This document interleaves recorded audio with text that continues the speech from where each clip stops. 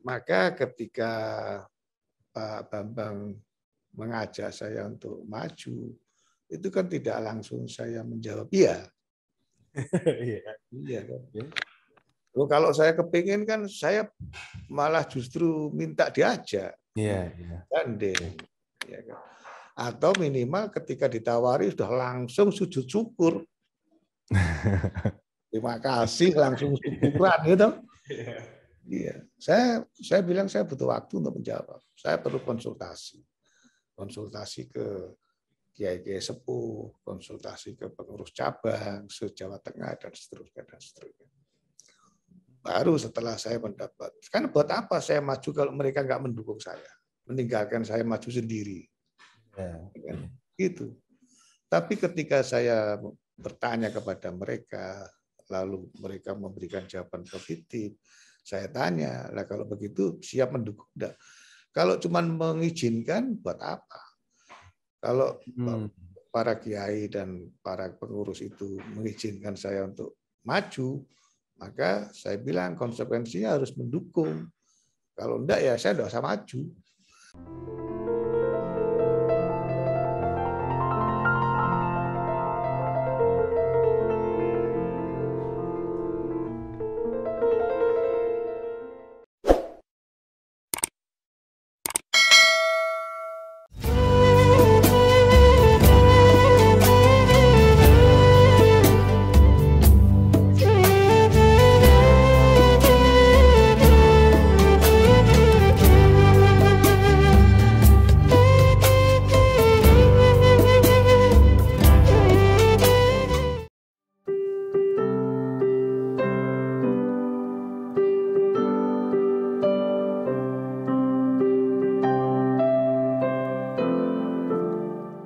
Assalamualaikum warahmatullahi wabarakatuh. Kembali lagi bersama saya, Bambang Y.R. Sadono, di channel Bangsa TV, di mana pada channel ini kami mencatat prestasi, mendorong kreasi, dan membangun motivasi.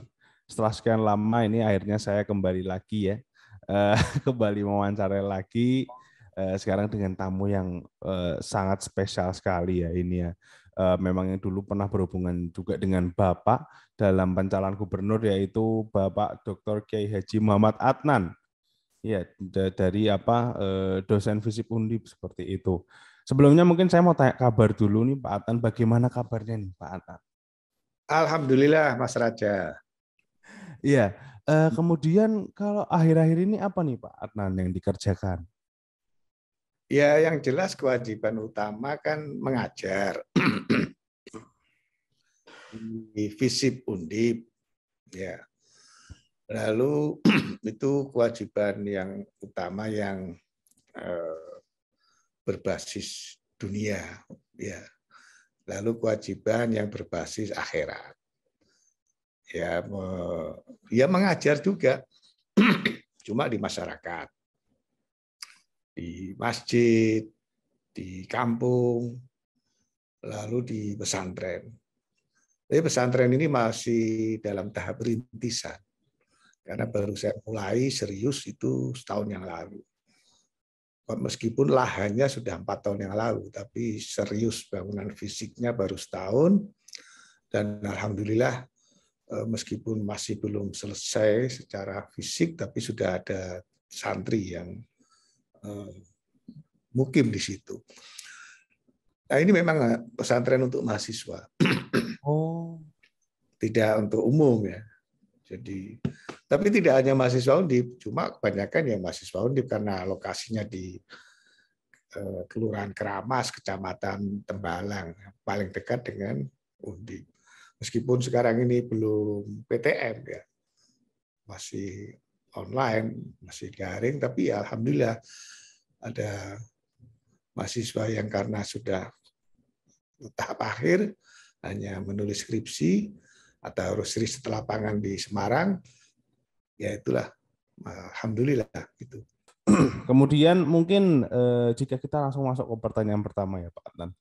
Mungkin bisa diceritakan pengalaman Bapak sejak kuliah, kemudian menjadi dosen, kemudian pimpinan NU Jawa Tengah, sampai saat ini memimpin pondok pesantren di Semarang. Itu dulu jalan ceritanya bagaimana? Pak Adnan, dan mungkin motivasi di baliknya itu dulu seperti apa sih? Iya, saya terus terang kuliah di Undip itu semester pertama masih merangkap di IAIN.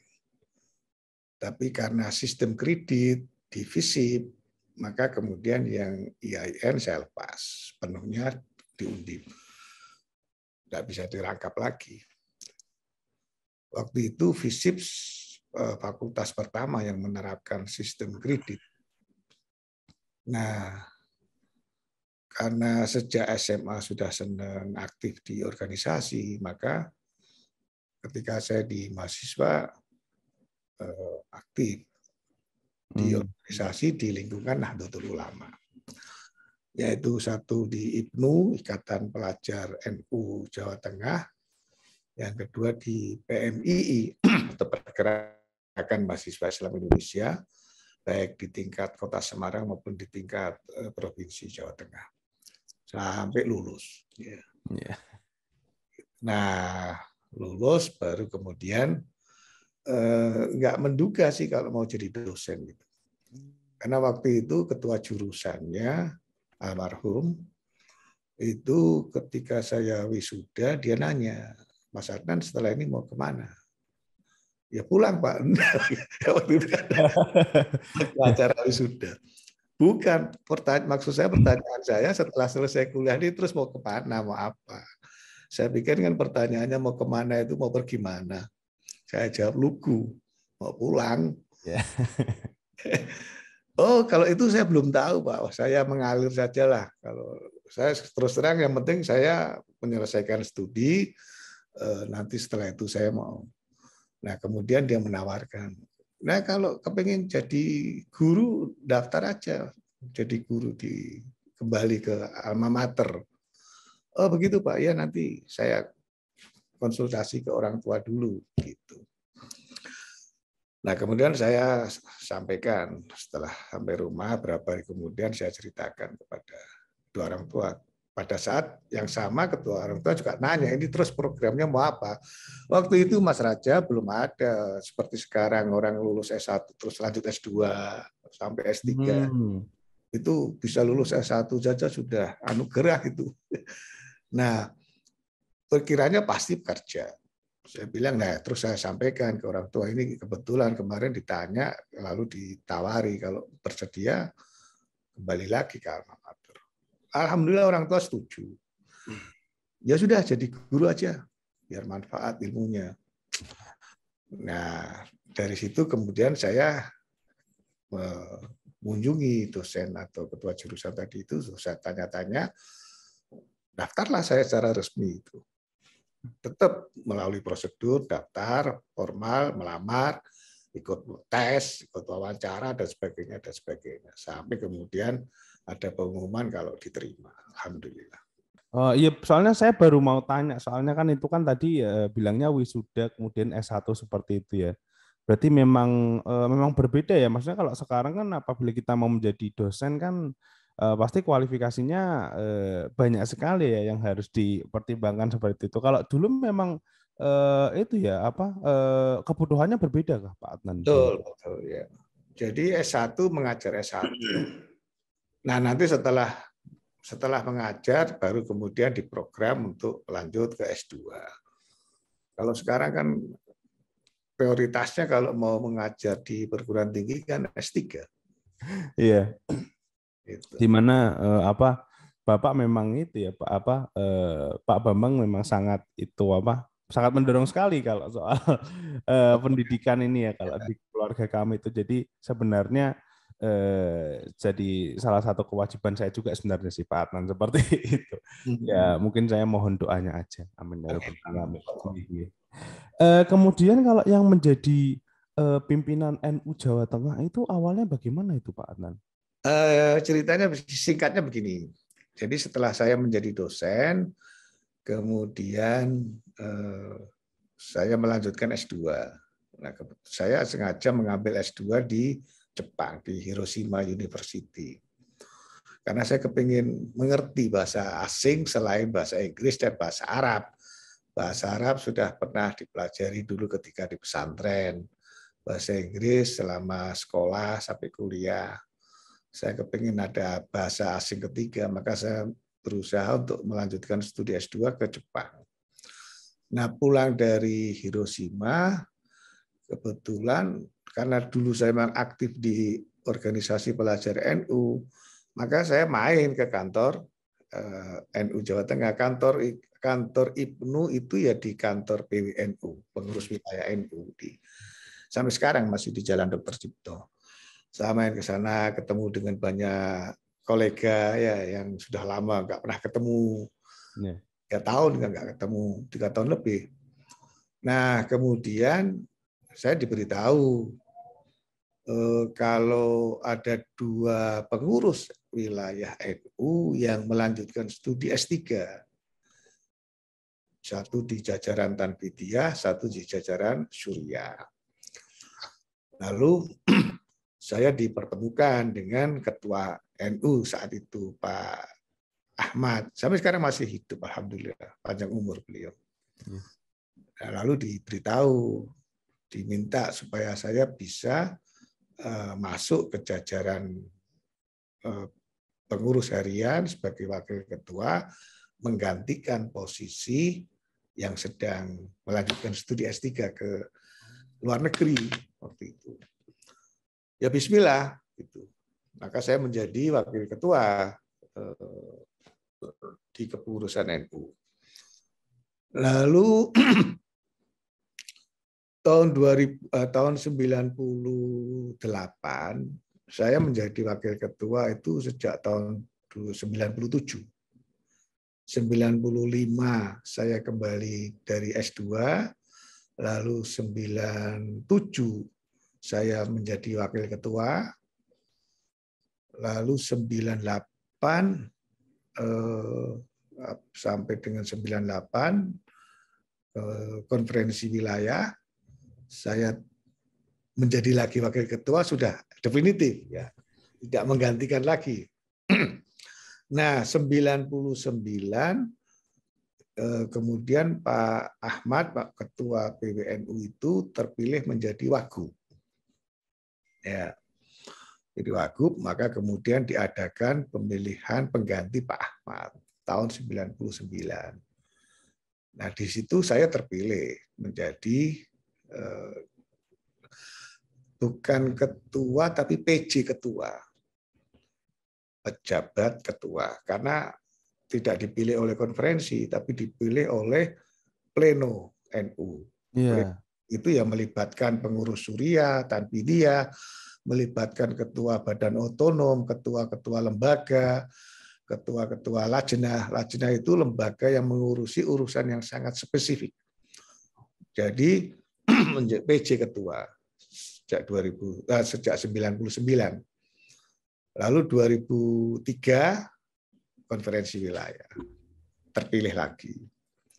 5 tahun, 2008 konferensi wilayah, terpilih lagi sampai dengan 2013. Jadi 14 tahun, yang 4 tahun itu melanjutkan Pak Ahmad, yang 10 tahun dipilih oleh pengurus cabang NU se-Jawa Tengah.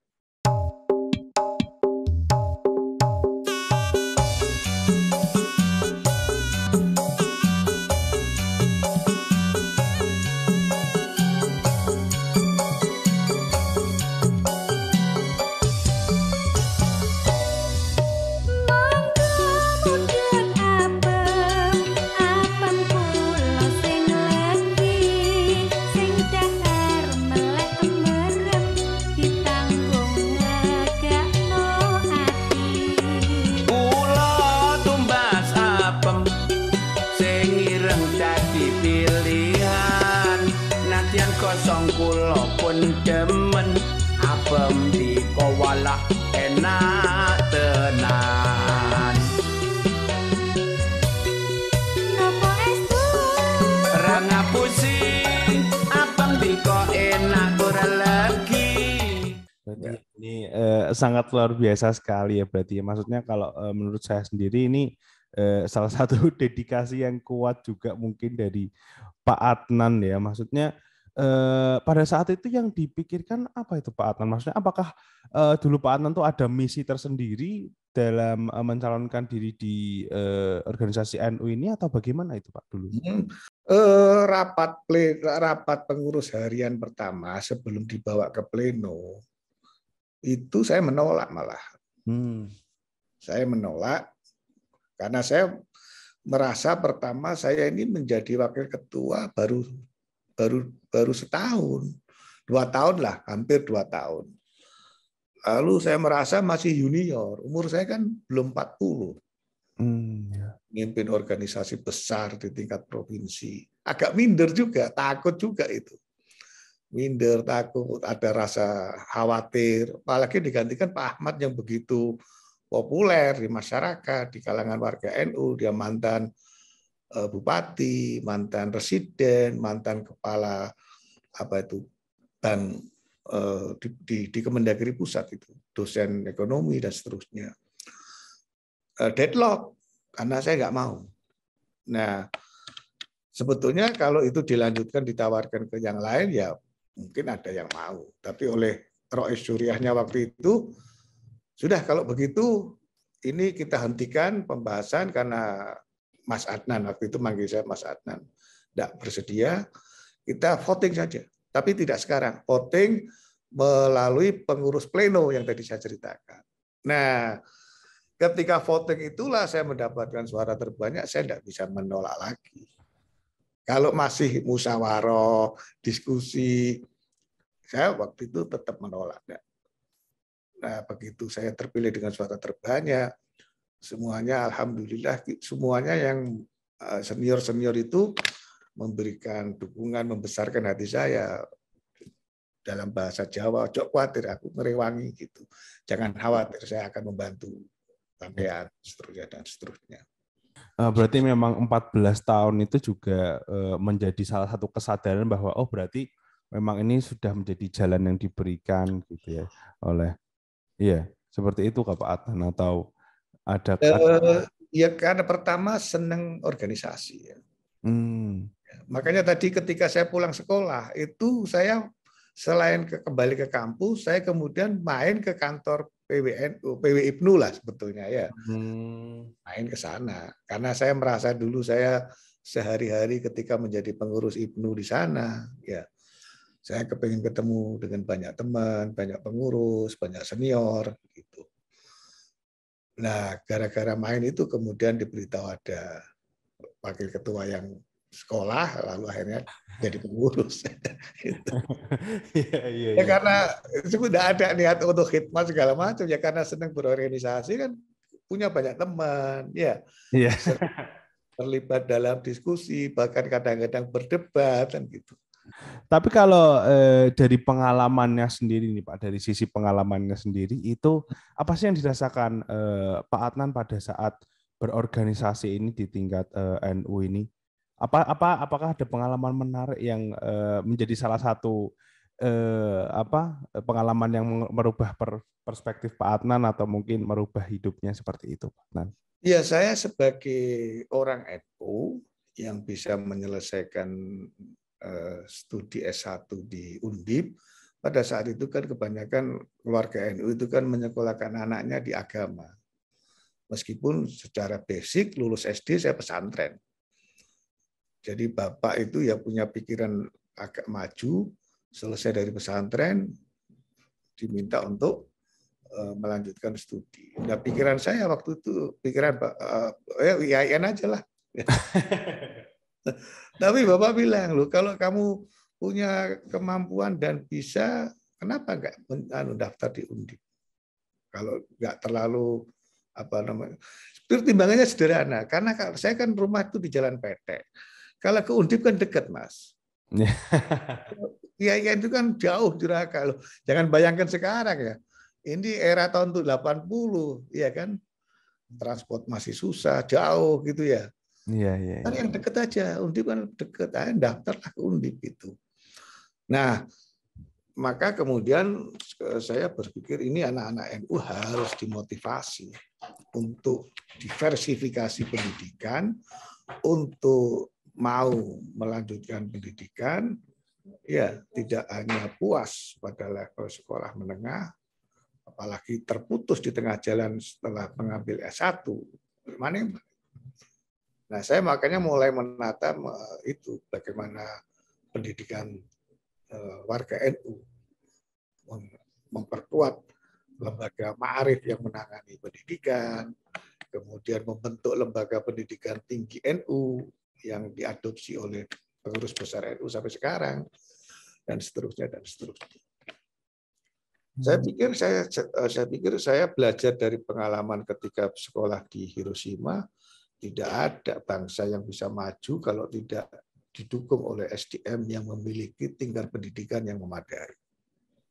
Nah, NU juga saya pikir nggak akan maju kalau tidak didukung oleh warga NU yang berpendidikan yang tinggi.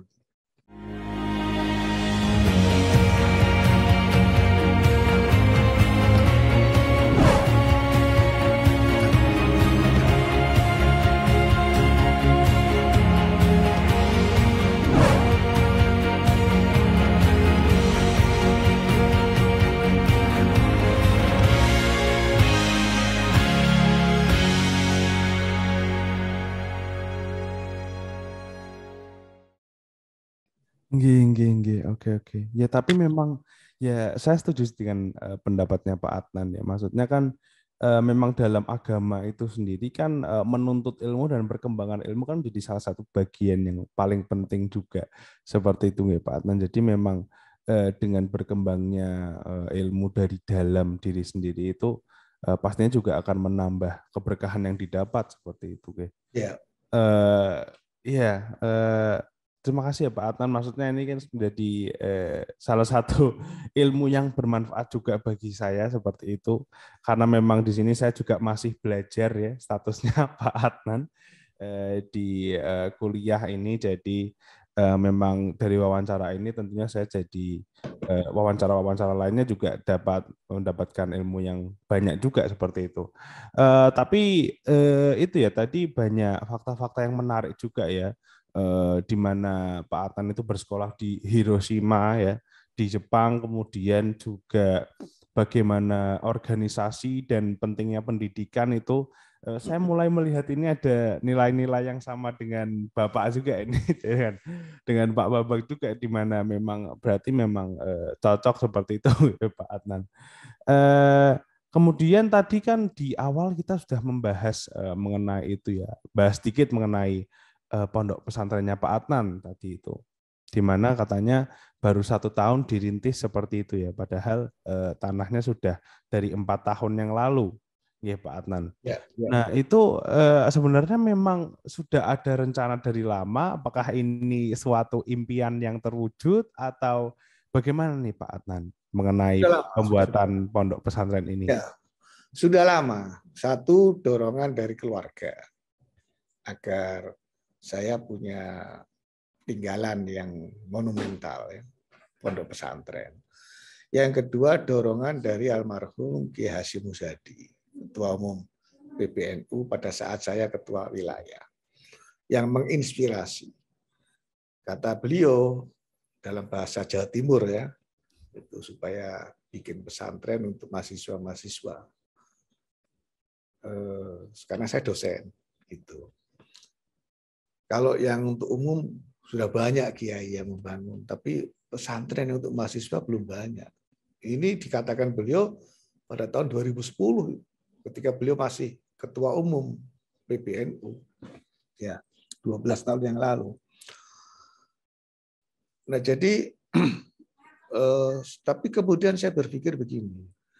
Saya khawatir saja kalau saya masih menjabat ketua NU, saya membangun pesantren, konsentrasi saya akan terbagi. Pasti terbelah. Ya. Dan mungkin yang akan dinomorduakan NU-nya. Pasti akan memprioritaskan pesantrennya. Gitu. Yang pertama. Yang kedua, saya khawatir kalau kemudian muncul kecurigaan, tuduhan di kalangan pengurus, warga. Ini sebetulnya Pak Anan bangun ini sumbangannya untuk NU atau untuk pesantren. Bisa saja kan? Iya, iya. Iya. Ini real itu. Maka kemudian saya memutuskan, nah nantilah. Nanti kalau saya sudah tidak lagi menjadi ketua NU. Yang pertama. Nah, saya sejak tahun 2013 sudah tidak lagi menjadi ketua NU. Ya. Tapi saya punya janji kepada pengurus NU se-Jawa Tengah pada tahun 2013. Saya tidak ingin melanjutkan menjadi ketua NU karena saya ingin melanjutkan sekolah. Saya harus memberi contoh kepada anak-anak saya tentang pentingnya pendidikan sampai pendidikan yang tertinggi. Awalnya pengurus cabang itu bahasa Jawanya gondeli. Nggak boleh saya mundur, tetap harus maju lagi. Nah, ketika saya jelaskan saya harus berhenti karena saya ingin sekolah. Kalau saya merangkap mas sekolah S3 sambil mengurus NU, pasti NU-nya kalah. Nah, ini bisa di-cross check kepada ketua-ketua NU se-Jawa Tengah yang waktu itu saya datangi satu persatu itu perkaresidenan, saya kumpulkan, saya pamitan, gitu. Enggak, saya tidak akan maju lagi, saya tidak akan mencalonkan lagi, saya akan pamitan, saya mau sekolah. Nah, kemudian rencana untuk bikin pesantren saya tunda karena saya harus fokus ke sekolah dulu. Nah, begitu menjelang sekolah selesai, saya mulai menyiapkan. Ya memang dengan segala resiko, harga tanah sudah semakin mahal, ya, gitu. Tapi alhamdulillah, ya kolega, teman dan sebagainya itu masih nyambung. Itu jadi sebabnya kenapa baru sekarang ini ya. Itu pun soal lahan tersedia, saya masih butuh waktu lagi untuk merealisir. Sekarang alhamdulillah asrama putra sudah jadi, meskipun baru 1 lantai. Masjid yang lantai 1 sudah jadi dan sudah fungsional, sudah dipakai. Iya, luar biasa sekali nih memang perkembangannya dari pondok pesantren ini. Oh ya, berarti memang itu ya, memang waktunya tepatnya sekarang dengan kesempatan yang ada dimanfaatkannya baru-baru ini. Jadi memang memanfaatkan waktu yang ada seperti itu nggih Pak Adnan. Kemudian kalau untuk pondok pesantren ini targetnya apa sih Pak yang mau dicapai dari pondok pesantren ini? Jika mungkin bisa di-share.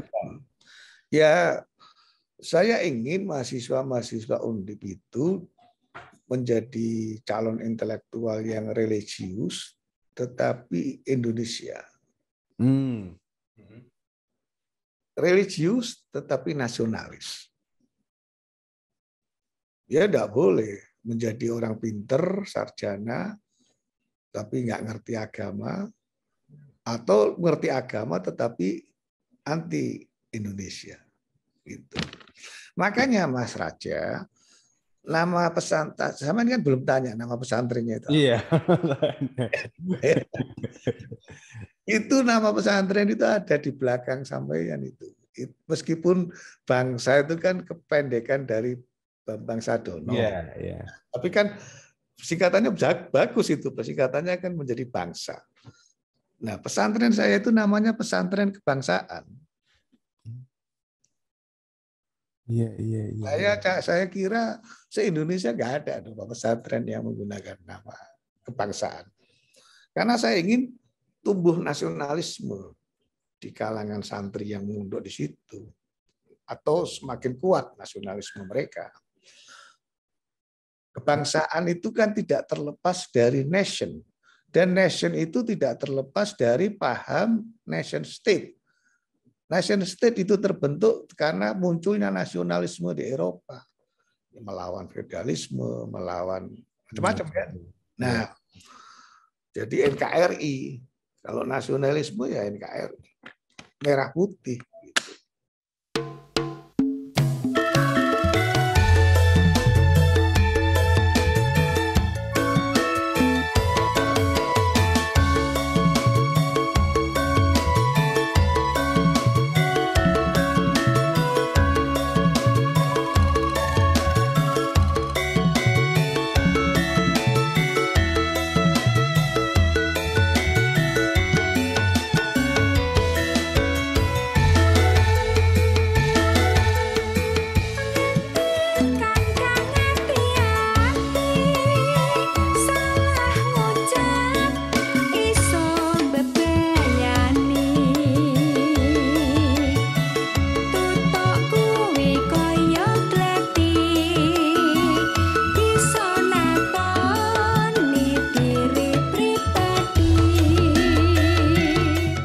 Ya, kembali lagi ya memang dan namanya jujur ini gampang diingat ya Pak Adnan. Ya, ya. Pesantren kebangsaan ini mungkin untuk para penonton di rumah ini bisa dicari ini, mungkin yang tertarik, kemudian mungkin ya ini juga bisa dibilang relevan ya Pak dengan apa yang sedang saya pelajari sekarang ini di hubungan internasional. Mungkin apa yang ingin dicari Pak Adnan di sini lebih ke bagaimana mengajarkan bahwa nasionalisme itu tidak harus bertabrakan dengan modernitas seperti itu ya. Jadi memang merelevankan nasionalisme di zaman sekarang, mungkin itu yang ingin dicapai Pak Adnan gitu.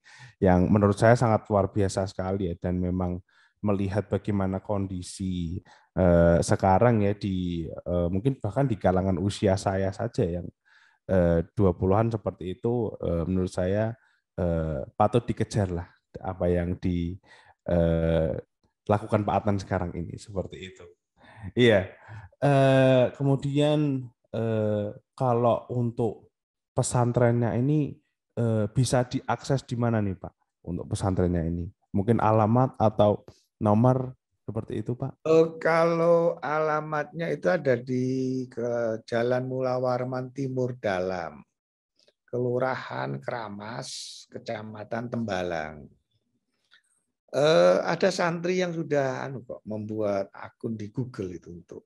Kemudian salah satu yang ingin saya bahas lagi nih Pak Adnan, ini kan menjelang bulan Ramadan juga ini. Ya. Mungkin ada acara atau agenda itu Pak ya untuk pondok pesantrennya menjelang bulan Ramadan ini? Iya, iya. Saya sudah sampaikan ke para santri. Jadi untuk Ramadan ini ada program khusus. Yang pertama sholat taraweh jelas ya. Lalu kajian kitab, dan itu Ahlus Sunnah wal Jamaah. Paham Ahlus Sunnah wal Jamaah yang tidak mungkin tabrakan dengan paham nasionalisme. Islam yang moderat, Islam yang rahmatan lil alamin. Ada kajian setelah taraweh, setelah sholat subuh. Tapi memang tidak setiap hari, Mas Raja. Ini kan seperti dia saya katakan, karena ini kan belum selesai. Saya sendiri belum pindah menempati pesantren itu. Yeah. Ya. Tapi ada ruangan yang bisa saya pakai. Jadi mungkin dalam 1 minggu, malam Sabtu, malam Ahad, karena kan libur ya. Nah, dalam 1 minggu paling tidak 2 kali, sehingga bisa ada program sampai 7 kali. Minggu terakhir sudah menjelang hari raya, sudah pada pulang santri. Jadi, tapi itu program tidak hanya untuk santri yang menginap, tetapi juga santri atau anak-anak mahasiswa NU yang kuliah di Undip, baik yang tergabung di KMNU terutamanya, maupun yang tergabung di PMII, yang hari ini sudah berada di Tembalang, itu akan ikut terlibat. Alhamdulillah dalam 2 bulan ini ada 3 kegiatan yang sudah kita laksanakan di sana. Yang terakhir baru hari Ahad kemarin. Ini kan hari Senin ya? Iya. Hari Ahad kemarin itu dipakai oleh anak-anak KMNU. KMNU itu singkatan dari Keluarga Mahasiswa NU yang ada di Undip, kerjasama dengan Lembaga Falak PCNU Kota Semarang, pelatihan falak. Jadi dengan peralatan yang canggih, bagaimana mereka diajari ilmu falak yang sudah punya basic ya.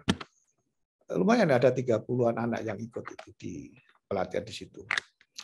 Nah, ini nanti Syawal kita akan mengadakan pelatihan kerjasama dengan lembaga semi pemerintah untuk pelatihan editing YouTube. Oh, iya, oke. Podcast, YouTube itu kan supaya mereka punya bekal lah. Nah, ada banyak agenda sebetulnya nanti yang sudah kita siapkan. Tapi saya sendiri kan masih harus membagi waktu ke masyarakat. Masjid yang sudah biasa mengundang saya untuk acara terawehan, kan tidak bisa saya putus semuanya kan. Iya. Cuma saya juga mengatakan kepada mereka, untuk tahun ini malam Sabtu dan malam Minggu, saya mohon maaf, saya harus berada di pesantren. Berarti ya ditunggu saja lah ya Pak nanti. Jadi bulan Ramadan mungkin ada event-event yang terbaru lagi mungkin. Kemudian ini untuk menutup sesi tentang Pak Adnan ini ya, tentang pondok pesantren dan pendalaman dari kehidupan Pak Adnan ini mungkin saya mau bertanya mengenai itu ya, mindset yang mulai menyebar nih pada di usia saya. Maksudnya kan banyak yang berpikir, wah kenapa harus belajar agama sih? Sepertinya kok mondok itu sepertinya ya maaf ini Pak Adnan ya, buang-buang waktu seperti itu. Apakah kita perlu itu? Kemudian kenapa nggak kita cari ilmu yang menghasilkan uang atau apa seperti itu? Jadi tingkat urgensinya itu dipertanyakan begitu. Mungkin bagaimana jawaban Pak Adnan untuk mungkin menjawab pertanyaan ini tadi dan membujuk mungkin orang-orang yang memiliki pikiran seperti ini tentang pentingnya pendidikan agama seperti itu, Pak Adnan? Kalau pesantren itu tidak memberikan sesuatu yang menarik untuk anak-anak muda, ya mungkin anak-anak muda akan punya pikiran seperti itu. Jadi pertama mungkin yang harus melakukan pembenahan atau membenahi, yang harus introspeksi ya pesantrennya dulu. Ya. Misalkan kalau pesantren itu tidak punya jaringan Wi-Fi dan santri sangat terbatas mengakses informasi, itu juga mungkin dianggap nggak menarik pesantren. Ya. Makanya di pesantren kebangsaan begitu asrama jadi langsung saya pasang Wi-Fi. Jadi mahasiswa, apalagi di pesantren mahasiswa ya. Ya kan. Nah, tapi di sisi lain para anak-anak muda ini juga harus memahami, karena sudah banyak bukti teknolog, ilmuwan, sarjana, kaliber internasional, bukan hanya kaliber lokal dan nasional, yang mengakui pentingnya ilmu agama di usia senja mereka, karena saat muda tidak terlalu mementingkan, mengabaikan, ya begitu sudah tua, ya meskipun tidak ada kata terlambat, tetapi kan untuk memahami dan mengingat sudah lebih sulit. Saya kira anak-anak muda ini perlu bertanya kepada mereka yang secara keilmuan lebih hebat dari mereka, dari anak-anak itu, tanya kepada mereka. Karena tidak sedikit yang gelo, ya, kecewa karena di saat mudanya menganaktirikan ilmu agama. Jadi kepuasan lahiriah itu penting, tapi kalau tidak diimbangi kepuasan batiniah itu akan liar. Nah, kepuasan batiniah itu spiritual, itu yang akan menjadi benteng agar supaya kepuasan duniawi kita tidak menjadi liar, tidak merugikan kita.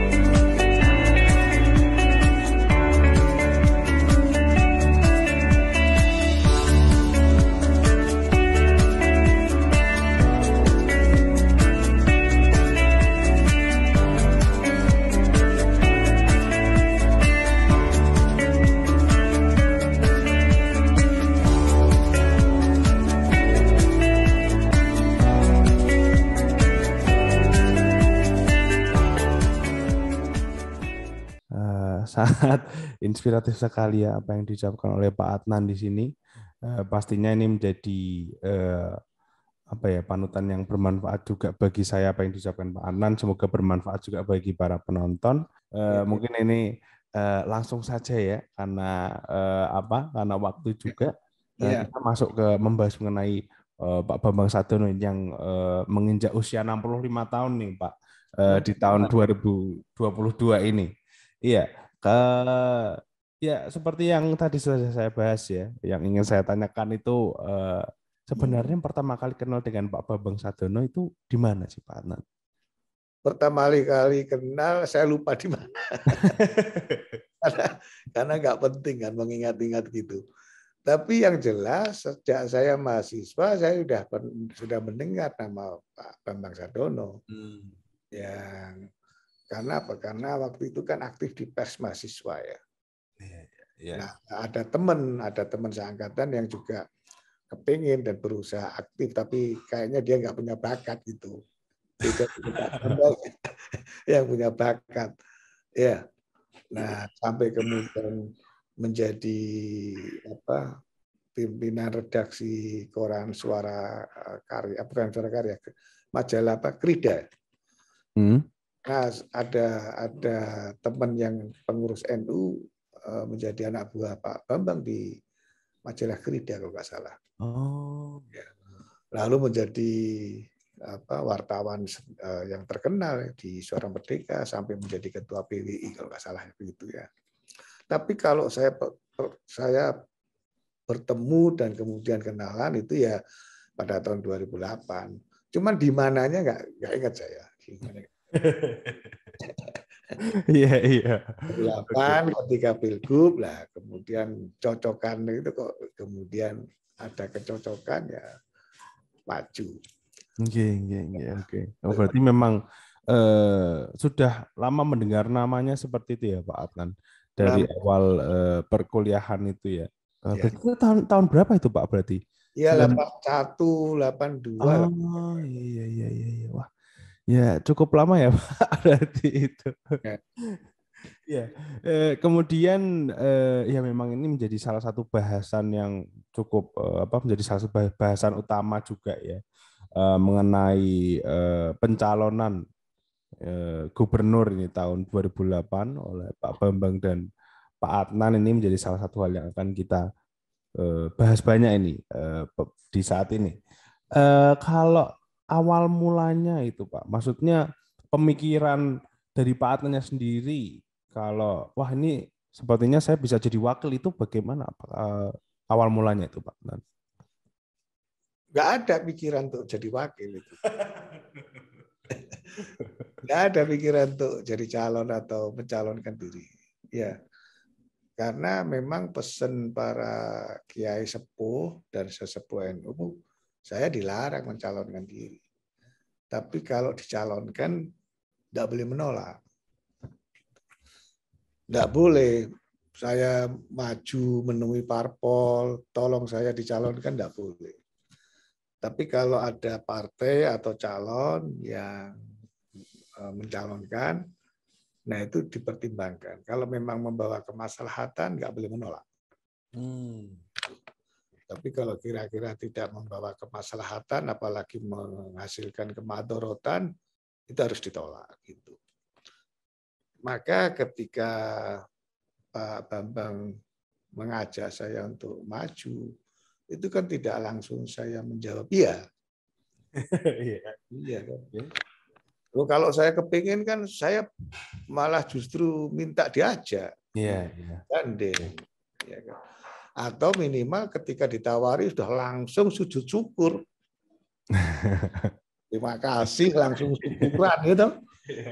Iya. Saya bilang saya butuh waktu untuk menjawab. Saya perlu konsultasi ke kiai-kiai sepuh, konsultasi ke pengurus cabang se-Jawa Tengah dan seterusnya. Baru setelah saya mendapat, kan buat apa saya maju kalau mereka nggak mendukung saya, meninggalkan saya maju sendiri, gitu. Tapi ketika saya bertanya kepada mereka, lalu mereka memberikan jawaban positif, saya tanya, lah kalau begitu siap mendukung enggak? Kalau cuma mengizinkan buat apa? Kalau para kiai dan para pengurus itu mengizinkan saya untuk maju, maka saya bilang konsekuensinya harus mendukung. Kalau enggak ya saya enggak usah maju. Kalau cuma diizinkan kan ya jalan sendiri terus noleh kok enggak ada. Gimana? Ya, nah setelah itu baru saya berikan jawaban, insya Allah saya bersedia. Uripku wis sarwa kecukupan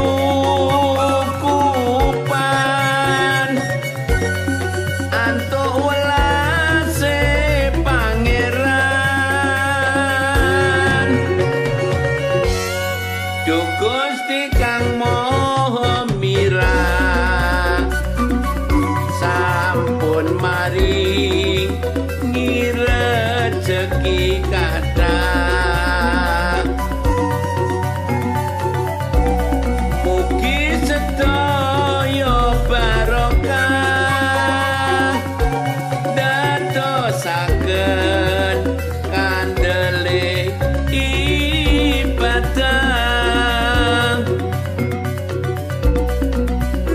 sangat cukup berat ya. Maksudnya berarti memang banyak sekali faktor yang harus diperhatikan juga ya. Saya baru sadar juga, maksudnya beban yang harus dibawa seperti itu ya. Maksudnya menjadi salah satu perwakilan dari satu provinsi itu kan menurut saya tanggung jawabnya sangat besar seperti itu ya Pak Adnan. Kemudian itu kan akhirnya jadi seperti itu ya. Nah, dalam proses pencalonan itu pada saat kampanye itu pada waktu itu situasinya bagaimana Pak Adnan dari sisi sebagai wakil nih Pak Adnan? Bagaimana itu Pak dulu? Ya, yang pertama memang kemudian di kalangan pemilih NU tidak semuanya. Karena ada calon juga yang berasal dari keluarga NU, meskipun dia bukan pengurus NU. Ya, itu yang pertama. Jadi, tapi mayoritas masih berada. Karena apa? Karena posisi saya yang ngurusi NU. Kalau warga NU itu kan dianggap ya dia warga NU, tapi kan dia nggak ngurusi NU gitu, misalnya. Jadi memang berat. Dan saya kira saya waktu itu nggak berpikir Pak Bambang ini punya peluang menang atau tidak. Yang penting saya diajak pengurus NU kiai sepuh tidak melarang, saya jalan. Menang kalah urusan Gusti Allah, takdir gitu. Nah, saya baru tahu setelah di perjalanan kampanye ternyata nama Pak Bambang sudah populer di masyarakat.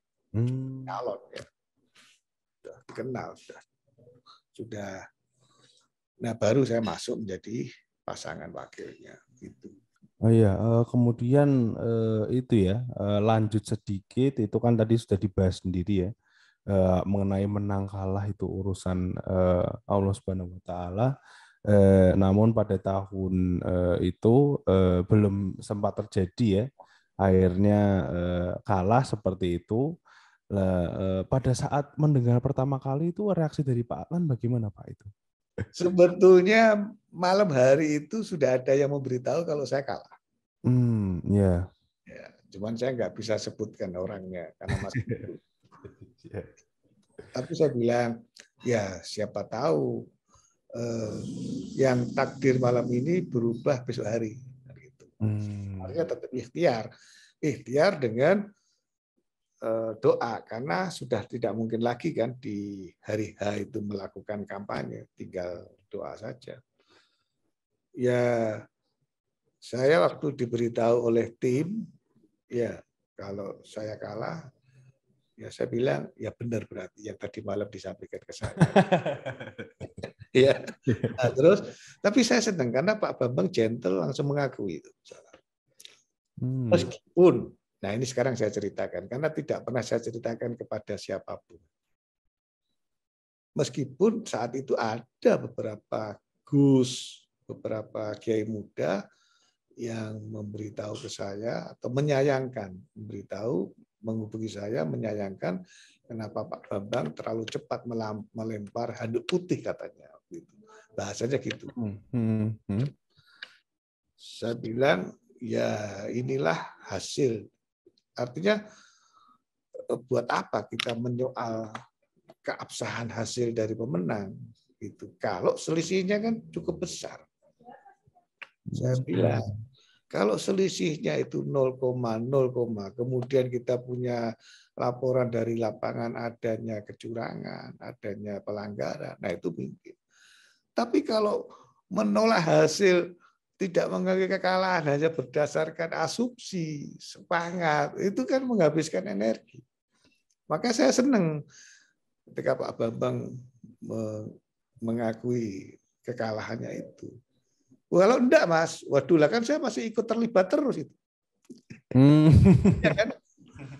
Artinya kan masih ke bawah-bawah terus kalau misalkan tidak mengakui, terlalu berusaha mencari di mana titik kelemahan pelanggaran yang dilakukan oleh yang menang dan seterusnya. Sudah, saya sebagai wakil kan waktu itu ikut terlibat terus di dalamnya, mau tidak mau.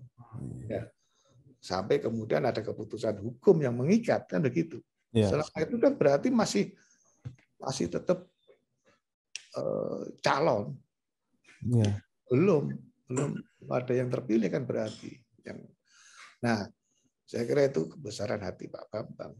Dan saya bersyukur oleh karena itu H+1 saya langsung bersama istri sowan ke Pak Bambang. Mas Raja waktu itu entah di mana itu, karena mungkin sih mainan sepak bola mungkin di halaman.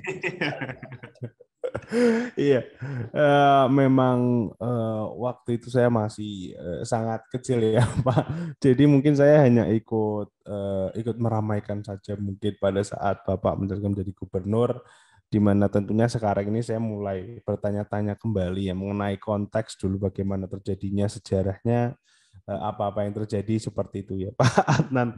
Ya ini sangat menarik sekali seperti itu ya untuk saya Pak Adnan. Kalau dari pribadi Pak Adnan sendiri nih Pak, Pak Adnan bagaimana memaknai kekalahan tersebut? Apakah sudah ikhlas atau bagaimana nih Pak Adnan? Loh, kalau saya tidak ikhlas kan saya akan mengaruhi Pak Bambang untuk jangan menyerah dulu. Iya. Begitu ada berita, kan saya tidak mengikuti itu.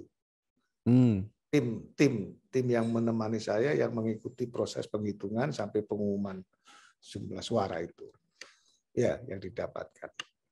Kalau saya tidak ikhlas, saya pasti akan langsung telepon Pak Bambang, jangan terima. Ya. Kita selesaikan secara hukum, begitu Mas. Tapi saya melihat di televisi, saya mengikuti pada saat itu. Setelah itu di televisi, kalau Pak Bambang mengakui kekalahannya, saya bersyukur, alhamdulillah. Alhamdulillah saya atas pengakuan kekalahan Pak Bambang itu sebetulnya ekspresi dari keikhlasan kekalahan saya. Berarti tidak ada yang disayangkan seperti itu Kak Pak Adnan. Maksudnya kan saya kira semua ada hikmahnya. Ya. Saya kira ada hikmahnya. Seperti cerita seorang menteri di zaman dulu kala, ada kerajaan yang rajanya punya menteri, menterinya nggak nurut, terus dihukum. Menterinya ketika dihukum masuk penjara itu bersyukur, ya alhamdulillah. Ini pasti ada hikmahnya. Nah, terbukti ketika sang raja dengan menteri-menteri yang lain berburu, kemudian diserang oleh musuh, ditawan, semua menterinya terbunuh, ya. Maka menteri yang ditahan tadi kan bersyukur dia. Alhamdulillah, kalau saya nggak ditahan, saya ikut terbunuh itu.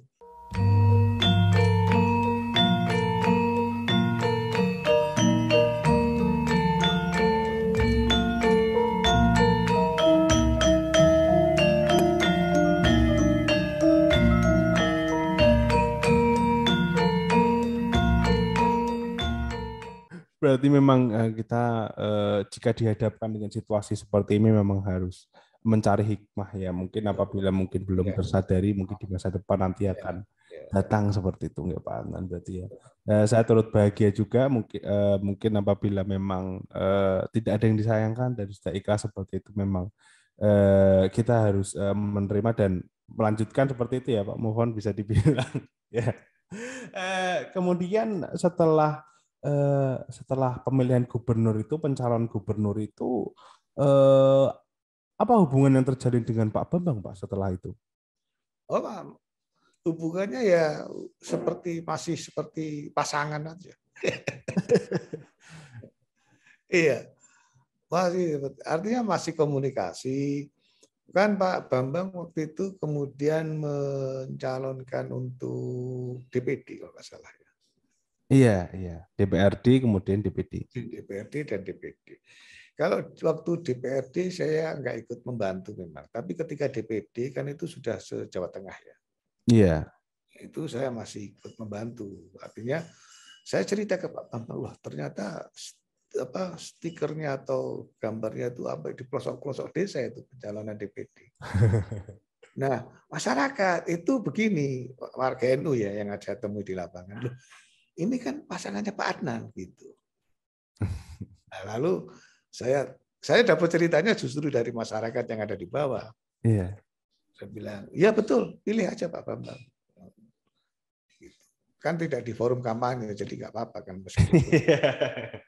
Iya, nggak apa-apa. Artinya masyarakat waktu itu yang memilih di Pilgub itu masih ingat dengan Pak Bambang yang menjadi pasangan atau ya saya jadi wakilnya. Rata-rata begitu. Ini yang kemarin pasangan dengan Pak Adnan ini. Ya. Oke. Kemudian kalau akhir-akhir ini sendiri ya, Pak, maksudnya mungkin tahun lalu dan kemudian tahun sekarang itu masih sering komunikasi nggak sih Pak dengan Pak Bambang ini? Ya memang semakin jarang, tapi saya 2 kali kalau nggak salah silaturahim ke dalam Pak Bambang yang ada di Gerapatma itu ya. Malam hari saya lupa ada acara apa itu. Di samping saya juga datang waktu beliau mantu di dalamnya itu. Oh iya. Pak Bambang juga 2 kali saya mantu datang terus bersama Ibu. Alhamdulillah luar biasa. Gitu.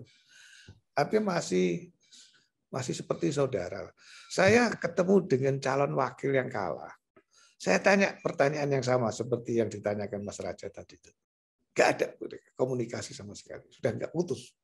Sudah seperti tidak pernah kenal sebelumnya. Ya. Iya. Berarti memang. Saya tanya, Pak Adnan gimana loh? Saya masih hubungan baik dengan Pak Bambang. Wah itu yang saya kepingin sebetulnya. Iya. Oke Pak Adnan. Mungkin jika saya boleh bertanya nih Pak Adnan, setelah sekian lama nih bergaul dengan Pak Bambang, apa sih kesan yang paling didapat dari sosok Pak Bambang ini, Pak Adnan? Pak Bambang orangnya optimis. Iya. Tidak mudah menyerah. Ya artinya begini, di awal-awal Pilgub itu Pak Bambang sudah meroket, tren suaranya naik terus. Dan tadi seperti yang saya bilang, ketika saya resmi menjadi pasangannya, ketika saya sosialisasi ke bawah, itu mereka sudah mengenal nama Pak Bambang. Karena Pak Bambang sudah melakukan bekerja, kerja politiknya sudah terukur, ya jelas. Dia nggak mau menunggu ada pasangannya dulu, baru kemudian mengenalkan diri ke publik. Nah itu kan orang yang optimis. Artinya siapapun pasangannya berarti dia siap, gitu kan? Gitu. Dan berarti yakin pasti punya pasangan gitu. Iya. Saya yakin saat itu yang kepingin jadi pasangan Pak Bambang juga mungkin banyak, cuma saya nggak ngerti. Nggak tahu. Ya. Iya. Oke, sangat luar biasa sekali ya memang analisis Pak Adnan ini. Tapi memang ya itu bisa dibilang memang berarti secara nyata seperti itu ya Pak. Maksudnya kesan yang didapatkan dari Pak Bambang ini. Kemudian ini saya sudah masuk ke pertanyaan terakhir nih Pak Adnan. Jadi saat ini kan Pak Bambang sudah aktif di dunia media sosial, terutama di kanal YouTube seperti itu ya. Untuk tahun 2022 ini nih Pak Adnan, apa sih saran dan harapan untuk Pak Bambang Sadono ke depannya nih Pak? Ya Pak Bambang sih nggak usah dikasih saran, sudah ngerti apa yang harus dilakukan. Karena di usia 60, sebetulnya usia tidak menjadi hambatan. Karena aktivitas itu akan membuat orang menjadi eksis. Ya, salah satunya akan mencegah orang menjadi terlalu cepat pikun. Ya, saya respect itu pada Pak Bambang. Saya sendiri rencana nanti kalau pesantren sudah sempurna, artinya secara fisik sudah layak, saya sudah ke sana, saya juga berencana untuk begitu. Jadi ngaji saya bisa streaming, ya. Ada santri yang mengedit dan seterusnya. Karena ini eranya, Mas, ini eranya, nggak bisa. Perang paham yang salah dengan paham yang benar itu sekarang perangnya di media. Nah, kalau kita tidak bermedia, ya nanti paham yang tidak benar yang akan menguasai anak-anak muda sekarang. Itu bahaya itu kan, paham-paham radikal, paham-paham ekstrim, ya itu bahaya, paham yang intoleran, ya perangnya di media. Untuk bangsa kita harus berbuat sesuatu. Tapi sepertinya memang betul apa yang dikatakan oleh Pak Adnan ya. Jadi memang banyak sekali mungkin sumber-sumber yang tidak bertanggung jawab juga ini di bisa dibilang internet dan media sosial sekarang ini. Jadi anak-anak muda sekarang mungkin agak bingung untuk mencari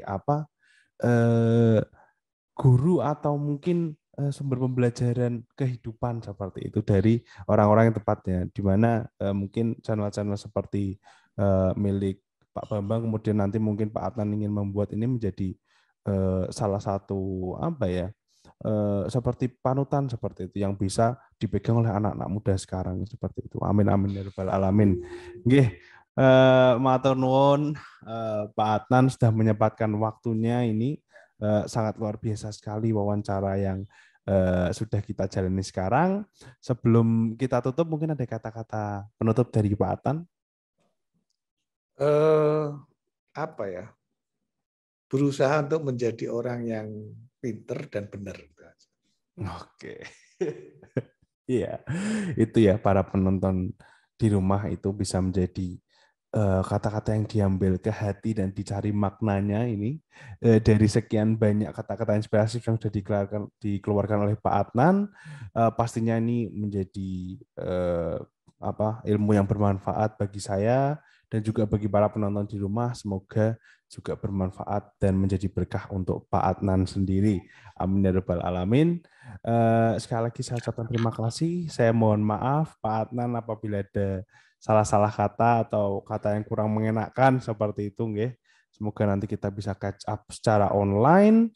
Wassalamualaikum warahmatullahi wabarakatuh. Nantikan episode selanjutnya. Saya Bambang YR Sadono, beliau Bapak Adnan, tetap di channel Bangsa TV.